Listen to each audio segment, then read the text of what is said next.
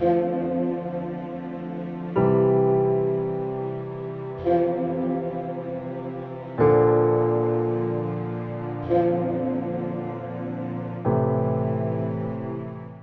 کلام میں سے ہمارے لیے آج کی تلاوت رسولوں کے اعمال اس کا پہلا باب، اس کی 15ویں آیت سے لے کے 17ویں آیت تک، اور پھر 20ویں آیت سے لے کے 26ویں آیت تک۔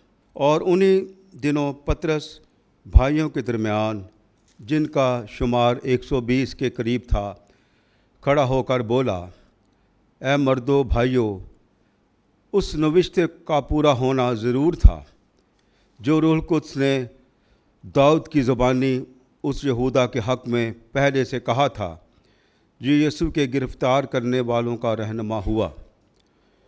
وہ ہم میں گنا گیا اور اس خدمت میں شریک تھا، کیونکہ مزامیر کی کتاب میں یہ لکھا ہے کہ اس کا مسکن اجڑ جائے گا اور اس میں کوئی بسنے والا نہ رہے، اور یہ کہ اس کا عہدہ دوسرا لے لے۔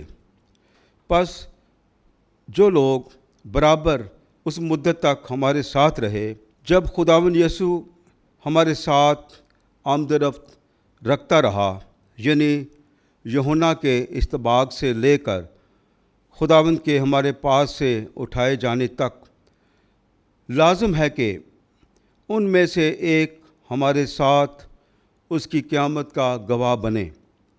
پھر انہوں نے دو کو پیش کیا، یعنی یوسف کو جو برصبا کہلاتا اور ملکبِ بصدیق تھا، اور متھیاس کو، اور یہ کہہ کر دعا کی کہ اے خداوند، تو جو ہر ایک کے دل کو جانتا ہے، ظاہر کر کے ان دونوں میں سے تو نے کسے چنا ہے کہ وہ اس خدمت اور رسالت کی وہ جگہ لے جس سے یہودا خارج ہوا تاکہ اپنی جگہ جائے۔